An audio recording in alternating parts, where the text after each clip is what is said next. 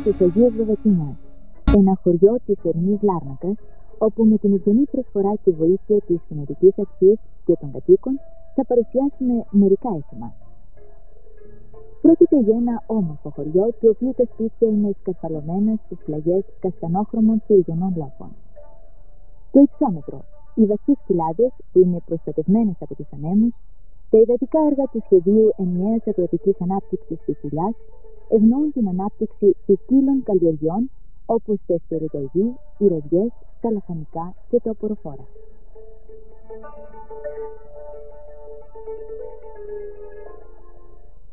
Εδώ καλλιεργείται επίσης η Βαβατσινιά, η Μουριά, από την οποία πιθανό το χωριό να πήρε το όνομά του. Τα φύλλα της Βαβατσινιάς αποτελούν τη βασική τροφή του μεταξοσκόλικα. Και εδώ θα πρέπει να πούμε ότι η σειροτροφία, η εκτροφή δηλαδή μεταξοσκόλικα για την παραγωγή μεταξιού, είναι παράδοση 200 χρόνων για τους Αϊβαβατσινιώτες. Μπορεί το μετάξι τώρα. Ναι, τι δουλειά κάνετε εσείς τώρα? φτιαλούμε τις κλωστές διότι μποίζει το... να μου φτιάνει το μετάξι μποίζουν οι κλωστές τούτες. Και πρέπει να σκούσει. Δηλαδή ξεχωρίζει τα κουκούλια μεταξύ τους, έχει εξωτερικές κλωστές που πρέπει να φύγουν. Έχει κλωστές που όξω πρέπει να φτιάνει και η κλωστήνα να φεύγει διότι μποίζει το κουκούλι το μετάξι δεν που φτιάνει. Και αν η κλωστή αυτή που μετάξετε δεν είναι μετάξι? Όχι, όχι είναι μετάξι. Δεν είναι μετάξι. Είναι άχρηστη η κλωστή.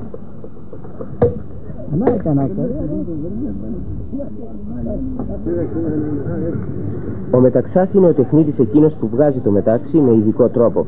Αντιπροσωπεύει ένα από τα σημαντικά παραδοσιακά επαγγέλματα της Κύπρου που έχουν πλέον εξαφανιστεί. Τα βασικά σύνεργα του μεταξά αποτελούν ένα μικρό σύμπλεγμα, μπορούμε να πούμε μια πρωτόγονη μηχανή, μια λεκάνη στην οποία βράζει νερό με φωτιά που ανάβει κάτω από αυτήν. Στη λεκάνη ρίχνονται τα κουκούλια για να χαλαρώσουν οι ίνες τους.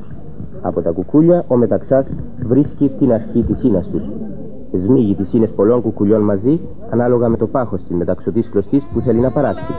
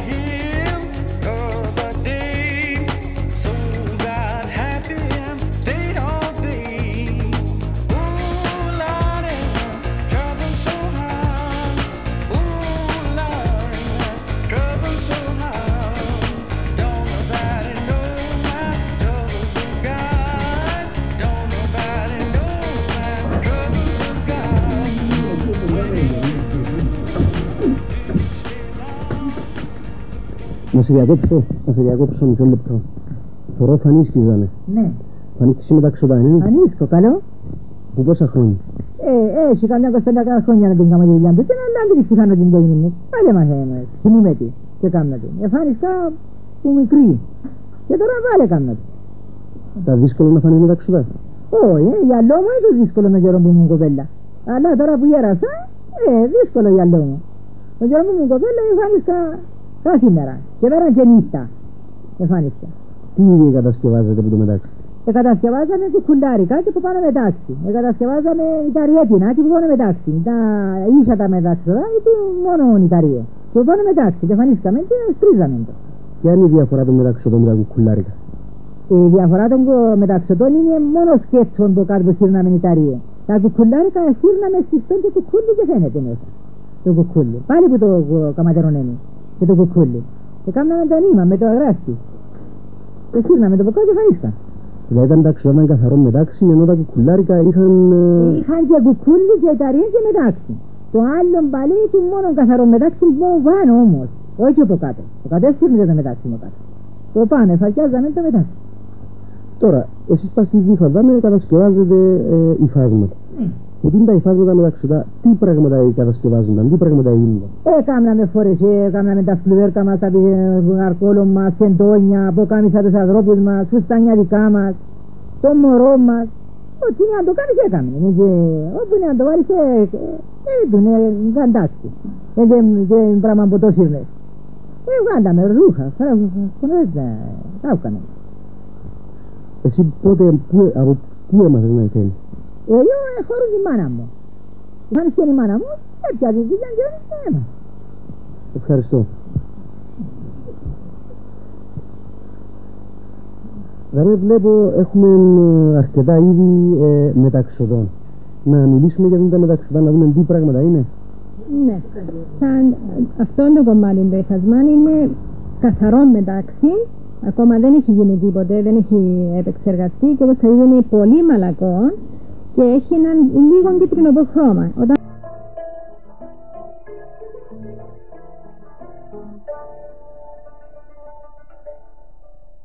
Μια άλλη σημαντική απασχόληση των γυναικών του χωριού είναι και τα περίτεχνα χειροποίητα κεντήματα, τα πιτσοτά, τα καρούλια.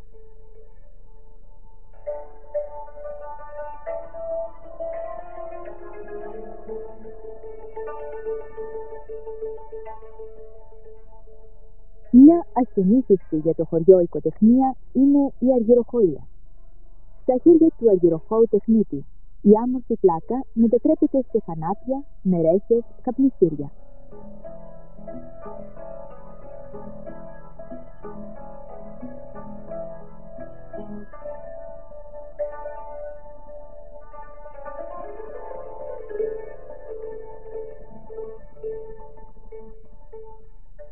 Μια μικρής κλίμακας βιομηχανία ετοίμων ενζυμάτων, χωμένη μέσα στην καρδιά της κοινότητας, δίνει την ευκαιρία απασχόλησης σε πολλές νοικοκυρές που επιθυμούν να συμπληρώσουν το οικογενειακό εισόδημα.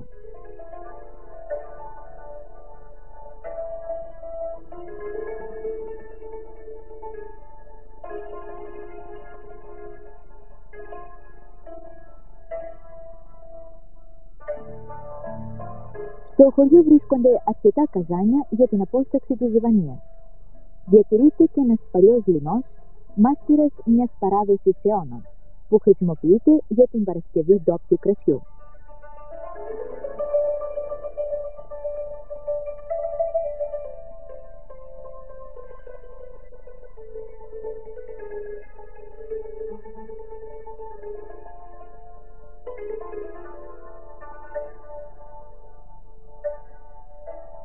Κατά την παραμονή λοιπόν της πρωτοχρονιάς, ρίχνονται στη φωτιά της εστίας από νεαρά πρόσωπα χλωρά φύλλα ελιάς για να τους φανερώσει αν τους αγαπά ή όχι το πρόσωπο που τους ενδιαφέρει.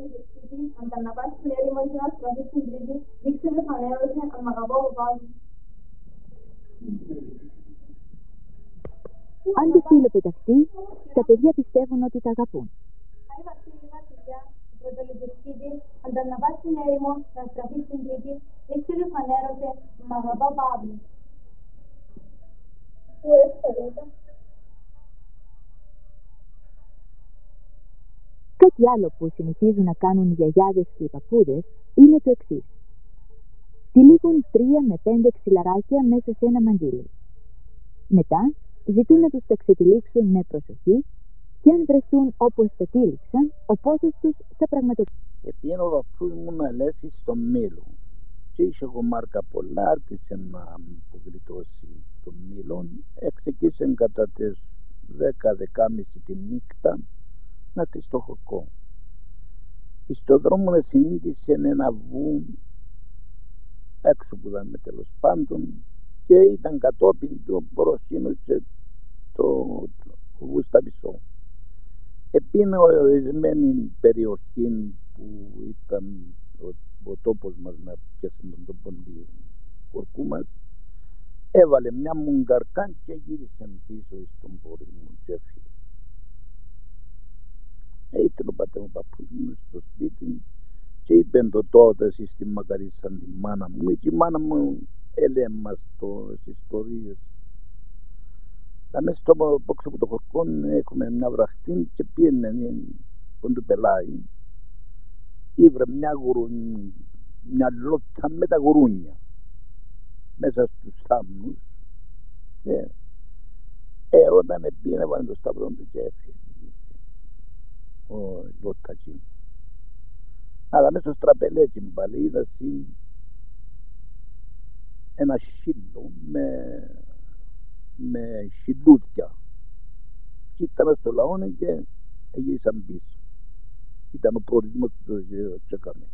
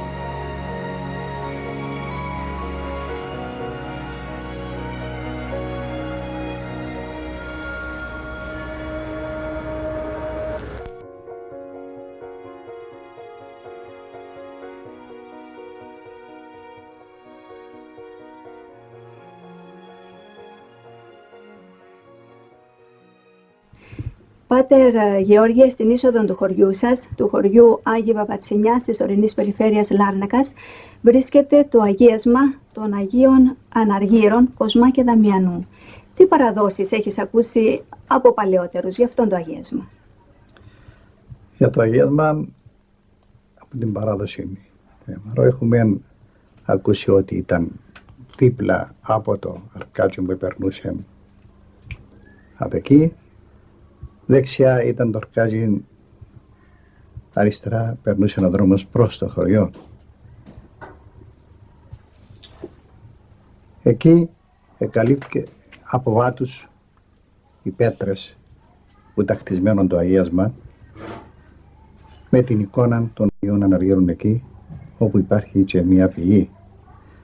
Χρησιμοποιείται η πηγή από τους Αγίους για πόσιμο και για να ποτίζουν τα άλογα τους περνώντας από εκεί, και δυτικά από την εκκλησία υπάρχει η σημεία η οποία έδιναν τα άλογα τους οι Άγιοι εκεί. Μάλιστα. Αυτό το αγίασμα είναι θαυματουργό? Βεβαίως είναι θαυματουργό. Χρησιμοποιείται και από τους προσκυνητές για να καθαρίζουν από κάθε αρρώστια. Λέγεται ότι το αγίασμα δεν μεταφέρεται παραπέρα. Αληθεύει? Εγώ επί εποχής μου άκουσα ότι ένας προσκυνητής που ήρθε εδώ για να φέρει το παιδί του η θεραπεία, φεύγοντας από την εκκλησία, επήρε ένα γιάλμα από εκεί, άνοιξε το καπό του αυτοκινήτου, έβαλε και νερό στο αυτοκίνητο του. Όταν πήγε στο μισοδρόμο, έκατσε να ξεκουραστεί, να φάει, να πιει νερό, έγιρεψε το ποτήρι, δεν το βρήκε. Κατόπιν να θυμίσει τη γυναίκα του, άνοιξε το καπό, έβρικε το ποτήρι μέσα στο καπό του αυτοκινήτου γεμάτο νερό, χωρίς να πέσει μια σταγόνα. Μάλιστα. Πάτερ, αναφέρατε ότι υπάρχει μια σχοινιά, υπήρχε μάλλον μια σχοινιά που έδιναν τα άλογα τους οι Άγιοι Ανάργυροι. Αυτή η σχοινιά υπάρχει μέχρι σήμερα? Ναι, η σχοινιά υπάρχει και θα φροντίσουμε να αξιοποιηθεί και αυτή όπως αξιοποιήθηκε το αγιαλμάν εκεί. Μάλιστα από τους παλιούς ακούγαμε ότι ακούγονταν και τα βήματα των αλόγων όταν περνούσαν από το χωριό, περνώντας από το αγιαλμάν προς την εκκλησία για να δείσουν τα άλογα τους εκεί, ακούγονταν και οι περπατήσεις των αλόγων. Και κατέληγαν, όπως είπαμε, οι Άγιοι Ανάργυροι στην εκκλησία τους. Ναι. Να μας δώσετε περισσότερες πληροφορίες για την εκκλησία? Οι πληροφορίες από έχω ακούσει ήταν και ο παπάς μου, και ο παππούς μου, τους είχα ρωτήσει. Τα ίδια μου έχουν πει και αυτοί, όπως τη θυμούνται. Υπήρχε μια μικρή εκκλησία μέσα στο μέσο της μεγάλης τώρα που έχουμε. Τελειώσαν την μεγάλη και χαλάσαν την μικρή χωρίς να μας αφήσουν τίποτε άλλον. Κατάλοιπον της μικρής εκκλησίας, μάλιστα. Φυλάγονται κάποια λείψανα από τα Άγια λείψανα των Αγίων Αναργύρων? Φυλάγονται έναν κομμάτι του ενός Αγίου, τα οποία είναι σε ασημένιο κουτί, όπως το βρήκα από τους προκατόχους μου, τον πατέρα μου και τον παππού μου. Κυρία Βανθία, οι Άγιοι Ανάργυροι προστάτευσαν ποτέ το χωριό από αρρώστιες? Μάλιστα, προστατεύαν. Δεν μπορεί να μπει αρρώστια μες στο χωρκό. Οι Αγίοι δεν έφυγαν να μπει. Έρχεται η Πανούκλα να έρθει στο χωρκό μας που είχε μπέλασε, αλλά όλα τα χωρκά είχαν αρρώστια. Ήρθαν πλάσμα τα χωρκανοί μας που έρχονται από ξενιζιά. Και βραν 3 γενέρες έρχονται, ούτε πατέ να πάμε στο χωρκό σας. Να μην θα ήρθαν στο λαό, δηλαδή, άμα ήρθαν στο λαό δεν ήρθαν. Κουμπίσαν πάνω στον όχθον του δρόμου. Λάμνε τώρα να πάμε. Δηλαδή τους δεν μπορούμε να πάμε που δάμε και εκεί. Έχει δυο μαύρο και χτυπούμε και μας θέλουμε να ρίξουμε. Γιατί έμπαμε, να σας δούμε ένα σαμότι, δηλαδή, το πρώτο σπίτι που να μπείτε, δηλαδή, να το σύρετε και να πάτε. Δηλαδή, δεν μπορούμε να πιούμε τέτοιο πράγμα, να πάτε εσείς ήδη. Δηλαδή, δεν μπορούμε δηλαδή, να πάμε, δεν μας φύνουν να πάμε. Και ήρθαν τα πλάσματα στο χωρκό και διαδώσαν το πράγμα τούτο, ότι ήρθαν οι Πανούκλα στο χωρκό και τους έφυγαν οι Αγίοι μας να έρθουν, να αρρωστήσει το χωρκό μας. Κύριε Περικλή, εδώ στο χωριό προγραμματίζετε κάποιες εκδηλώσεις. Με ποια ευκαιρία? Ναι, γύρω στο 1830, στον τόπο που βρίσκεται η σημερινή εκκλησία, προηγουμένως υπήρχε μικρή εκκλησία, ξεκινήσαν και χτίζαν την τωρινή εκκλησία γύρω-γύρω από την μικρή. Αποπερατώθηκε, από ό,τι ξέρουμε από γραφόμενα, γύρω στο 1870 και το 1893 έγιναν τα εγγένεια της εκκλησίας.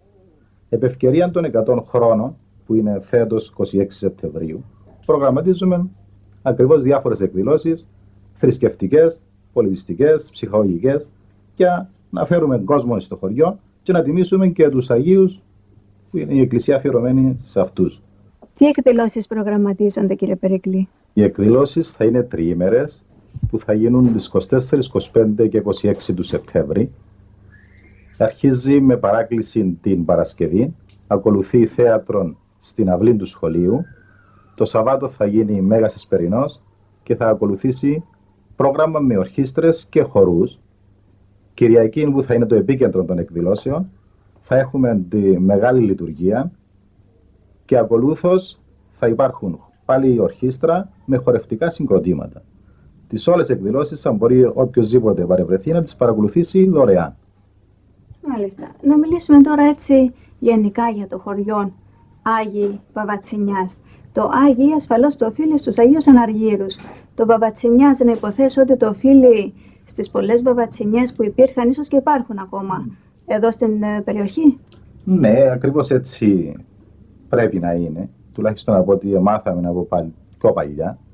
Επειδή υπήρχαν πάρα πολλές σικαμιές, οι βαβατσινιές οι λεγόμενες, και πήραν το όνομα από τα Άγιοι Ανάργυροι και τις βαβατσινιές. Να υποθέσω ακόμα ότι μια που υπήρχαν πολλές βαβατσινιές, οι κάτοικοι εδώ ασχολούνταν και με την μεταξουργία. Ναι, ακριβώς αυτός ήταν ο λόγος που υπήρχαν και οι πολλές βαβατσινιές. Πιο παλιά υπήρχε μεγάλη καλλιέργεια του μεταξοσκόλικα στο χωριό. Επαρήγαν αρκετές ποσότητες και υφαίναν οι γυναίκες την πρίκαν τους. Για ορισμένα χρόνια διακόπηκε η καλλιέργεια του μεταξοσκόλικα, αλλά τα τελευταία χρόνια από το 1985, σε μια νέα προσπάθεια που έκαναμε, αναβιώσαμε την καλλιέργεια του μεταξοσκόλικα και προσπαθούμε τώρα να κάνουμε και μια μόνιμη έκθεση μεταξιού στο χωριό. Η οποία θα περιλαμβάνει τι? Όλα ό,τι αφορά το θέμα μεταξιού. Θα υπάρχει ο αργαλιός, πολλά μεταξωτά παλιά υφάσματα και υφάσματα, φορέματα, μπουκάμισα, σεντόνια, ποικιλία. Θα υπάρχει ο φούρνος με το καζάνι του μεταξά, πώς έβγαινε στην παλιά εποχή το μετάξι και όλα τα συναφή. Μεταξάδες είχατε εδώ στο χωριό? Από ό,τι ξέρουμε τα τελευταία χρόνια όχι.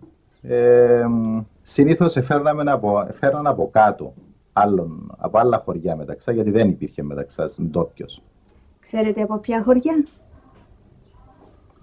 Από την Κοφίνου έρχεται ένας, τουλάχιστον εμείς φέρνουμε ένα από την Κοφίνου για το φεστιβάλ που κάνουμε, αλλά είναι πρόσφυγας, ακριβώς για να είμαι ειλικρινής, δεν ξέρω που θα είναι. Μάλιστα.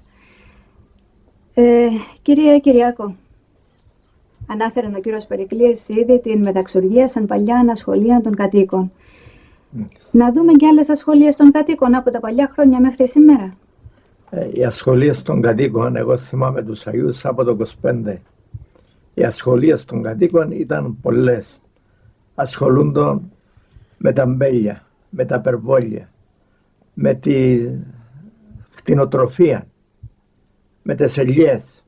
Από όλα ασχολούνταν. Εγώ θυμάμαι τους Αγίους από το 25 που ήταν 300 κάτοικοι περίπου, όπως είμαστε οι σημερινοί. Και θυμούμε μέχρι το 50 φτάσαμε 800 κάτοικοι. Από το 50 και μετά, λόγω της κακών καιρών, της μετανάστευσης, η αστιφιλία κατάφερε και μέχρι τώρα πάλι πέσαμε πάνω στους 300 κατοίκους. Που είμαστε το 25, που ήμουν εγώ παιδί, που θυμάμαι. Ο κόσμος ασχολείται και σήμερα με τα μπέλια, με τις ελιές?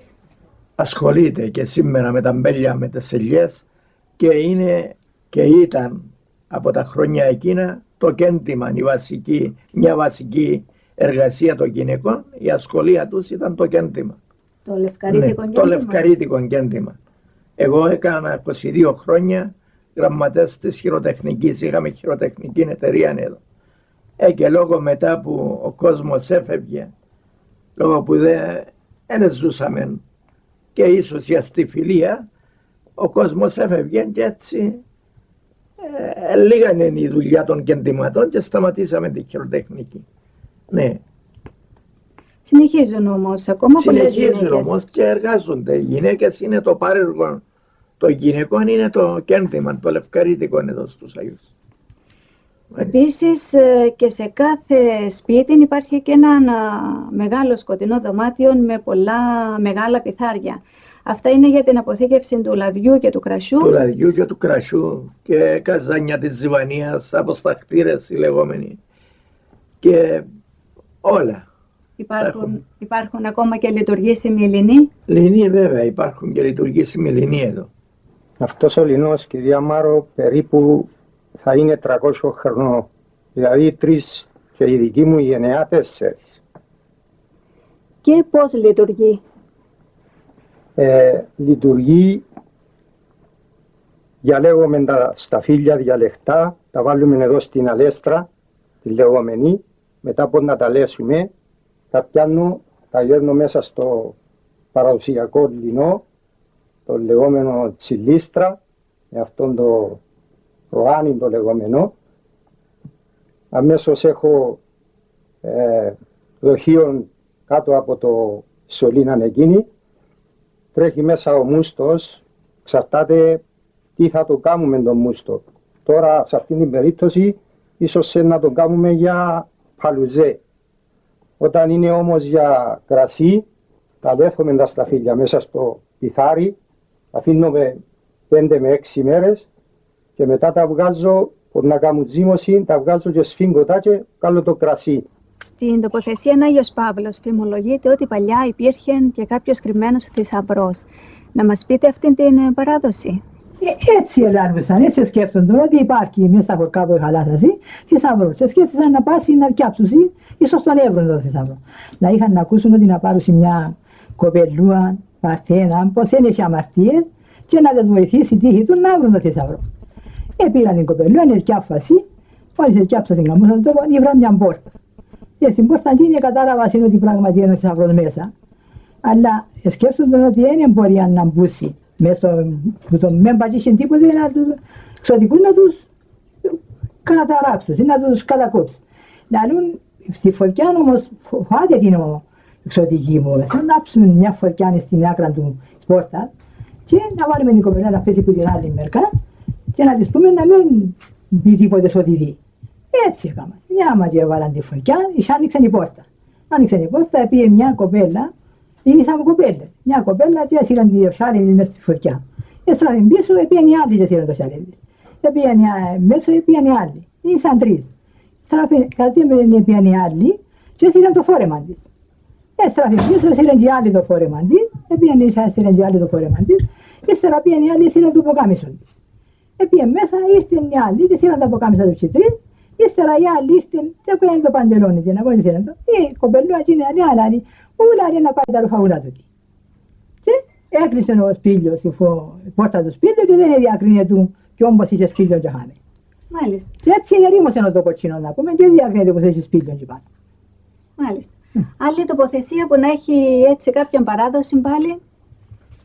Τοποθεσία, μια φορά πήγε μια γυναίκα και πότιζε στο περβόλια της και ήταν έναν τόπο πάνω από τα περβόλια της να ποτίζει και να κατεβεί να πάει στα άλλα περβόλια της. Είναι και μεσομέρινη η γυναίκα να ρίξει και μόλις πήγαινε έναν τόπο κάτω στον κρεμό είχε ένα μαύρο και κάθε του και είχε μπρος του μουνάρι χρυσάφι. Ένευκεν της η γυναίκα, έτσι ο μαύρος. Μα η γυναίκα όταν είχε τον μαύρο πήγαινε κοντά του, εφοήθηκε. Ήρθε από μακρά και πήγαινε στον τόπο πάει να ξαναπάει. Ήπρε ένα γέρον και κάτω, δηλαδή του παππούλα του έτσι και έτσι δηλαδή του πόρεστα στον τάδε τόπο, δηλαδή του είχαν περβόλια δηλαδή είχε ένα μαύρο δηλαδή του και κάθε του είχε χρυσάφινο μπρος του. Και κάνει μέρα δηλαδή να πάω κοντά του, μα εγώ που το φόμου δηλαδή του, ήρθα από μακρά από κοντά του να έρθω δηλαδή.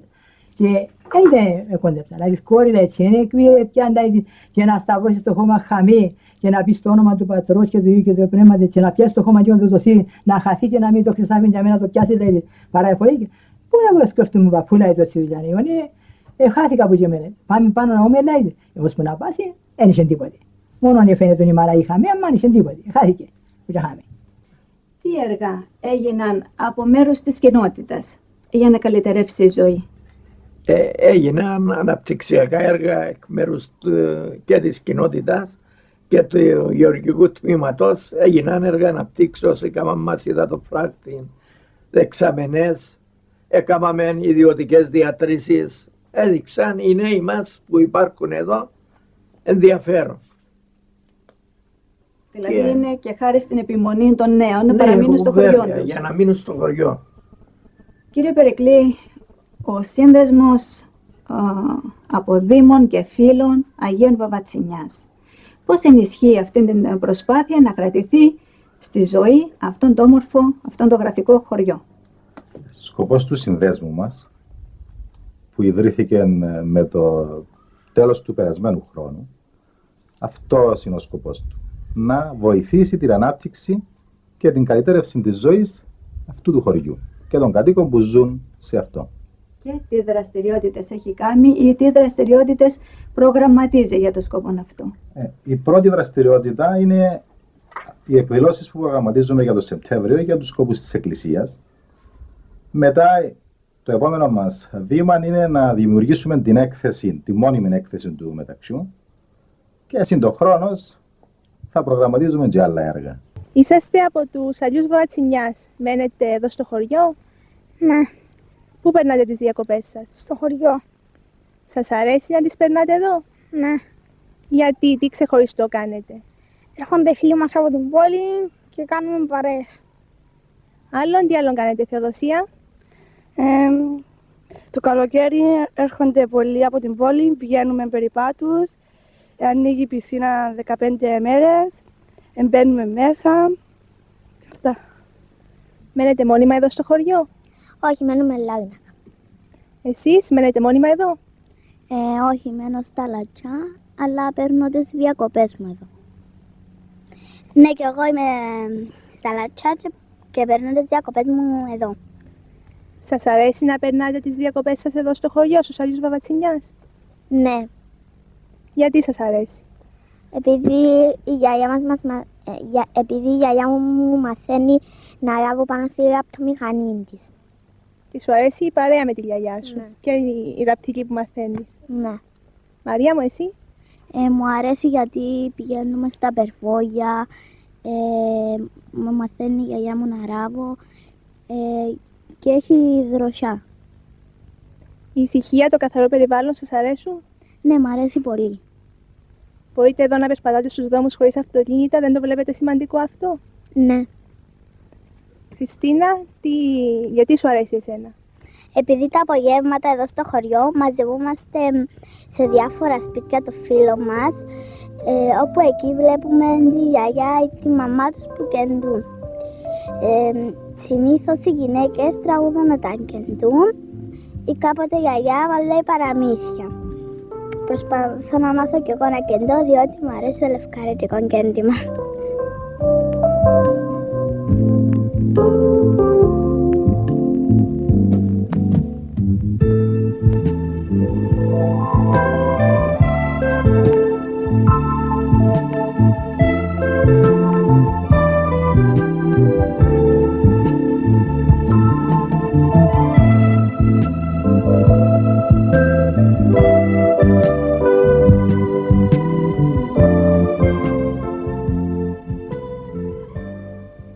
Αλέξη, Πάρη, βλέπω ότι φορείτε βράκα. Γιατί? Εδώ το καλοκαίρι χορεύουμε κυπριακούς χορούς και γι' αυτό φορούμε τη βράκα. Μάλιστα. Είσαι από την πόλη ή μένεις μόνιμα στην πόλη ή εδώ στο χωριό? Όχι, μένω στην πόλη και έρχομαι τα Σαββατοκυριακά ή το καλοκαίρι εδώ στο χωριό. Σου αρέσει να περνάς χρόνο τις διακοπές σου εδώ στο χωριό? Ναι, μου αρέσει πολύ γιατί ο παππούς μου μαθαίνει τσατιστά. Μάλιστα. Μπορείς να μας πεις κάποια από τα τσατιστά που σου μαθαίνει ο παππούς σου? Ναι. Να μας πεις μαζί με τον Πάρη, τον αδερφό σου? Ναι. Σε ακούμε. Τραούδα συντροφάκι μου, να πούμε που πεντέξι, να πούμε που πεντέξι. Να πάμε ως τα 100, να δούμε ποιος να ρέξει, να δούμε ποιος να ρέξει.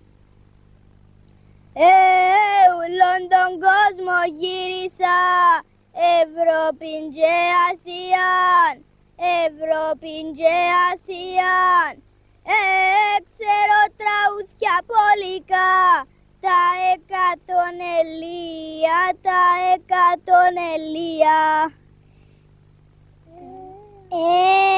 Αφού αποφάσισες εσύ να τραγουδήσεις, εσύ να τραγουδήσεις, και ούλη την παρέα μας να την ευχαριστήσεις, να την ευχαριστήσεις.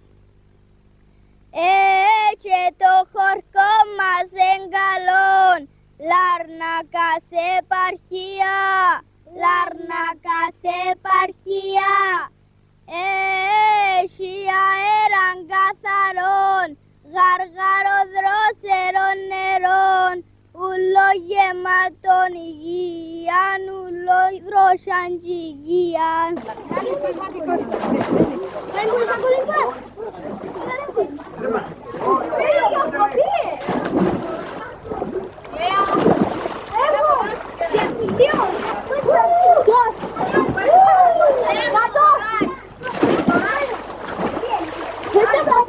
Κυρία Λίζα, γιατί δημιουργήσατε την πισίνα εδώ στο χωριό? Πριν μερικά χρόνια είχαμε πάει επισκέψη στο σπίτι ξαδέρφου του ανδρός μου εδώ στο χωριό, ο οποίος είναι δάσκαλος και διδάσκει στη Λάρνακα. Εκεί κατά σύμπτωση βρεθήκαμε σε μια συζήτηση που είχε ο Δημήτρης μαζί με το γιο του, διότι μερικοί χωριανοί του είπαν ότι οι μικροί πηγαίναν έξω από το χωριό σε μια δεξαμένη και κολυμπούσαν. Μάλιστα, εκείνη την ημέρα έγινε ένα επεισόδιο παρολίγων, εκινδύνευσε ένας μικρός να πνιγεί και θύμωνε του γιού του για να μην πηγαίνει στη δεξαμένη. Εν τω μεταξύ, η κόρη του εκείνη την ώρα του λέει: Παπά, φταίεις εσύ, διότι είμαστε στη Λάρνακα, γιατί να μένουμε στη Λάρνακα, μας φέρνεις εδώ πάνω στο χωριό το καλοκαίρι και δεν μπορούμε να πηγαίνουμε κολύμπι. Εγώ υποτύπων αστείων τους είπα εκείνη τη στιγμή, δηλαδή το πρόβλημα σας αυτό είναι, δεν υπάρχει πρόβλημα, σας κάνω μια πισίνα πάνω στο χωριό, να μάθετε κολύμπι, είναι σαν να φέρνουμε τη θάλασσα στο χωριό. Και αυτή ήταν η όλη ιδέα για να γίνει πισίνα πάνω στο χωριό. Δεν είναι όμως μεγάλη ευθύνη να έχεις τόσα μικρά παιδιά εδώ στην πισίνα? Πράγματι είναι μεγάλη ευθύνη και ακριβώς μέσως μετά που έκαναμε την πισίνα σκέφτηκα ότι επειδή το χωριό είναι και μακριά από την πόλη, σκέφτηκα ότι έπρεπε να πάω να πάρω μαθήματα ναυαγοσωστικής, όπως και έκανα. Είμαι ναυαγοσώστης και επίσης μετά ακολούθησα και στο St. John Ambulance πρώτες βοήθειες για να είμαι πρώτος βοηθός, διότι πρέπει όταν συμβεί κάτι να έχεις θάρρος, να δράσεις έγκαιρα, ούτως ώστε να μην συμβεί κάτι κακό. Μένετε μόνιμα εδώ στους Αγιούς? Ναι. Και περνάτε τις διακοπές σας εδώ, φαντάζομαι? Ναι, εδώ στο χωριό ερχόμαστε εδώ στην πισίνα, κολυμπούμε, παίρνουμε ευχάριστα την ώρα μας. Σου αρέσει το κολύμπι? Ναι, πολύ.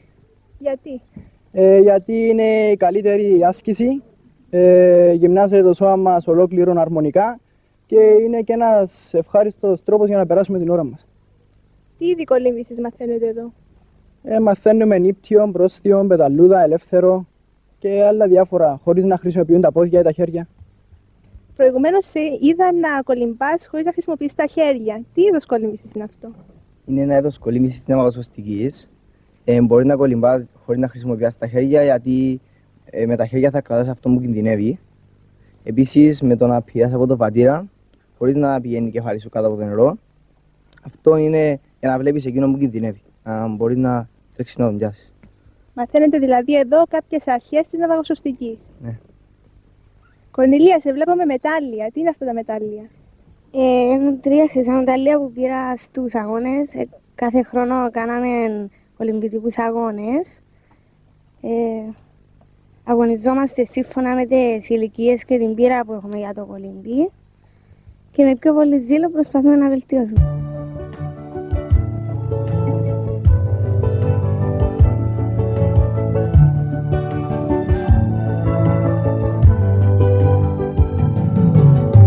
Στο πατρικό του στο χωριό, όταν μας παίρνουν οι γονείς, το καλωσόρισμα εκεί δεν το ξεχνά ούτε κανείς. Στο καθαρό κατόφλι του πλυνταρώτης του σπιτιού μας χαιρετούν λονάρια του ανθισμένου γιασεμιού. Στη ξοπορτά 2 γλάστρες με πούντο τους βασιλικούς, το μύρο τους μας ρένουν, καθώς και τους περαστικούς. Μικρούλια και λιδόνια απ' τη φωλιά του μπαλκονιού προβάλλουν όλο χάρη και προς χαρά μας και λαϊδού.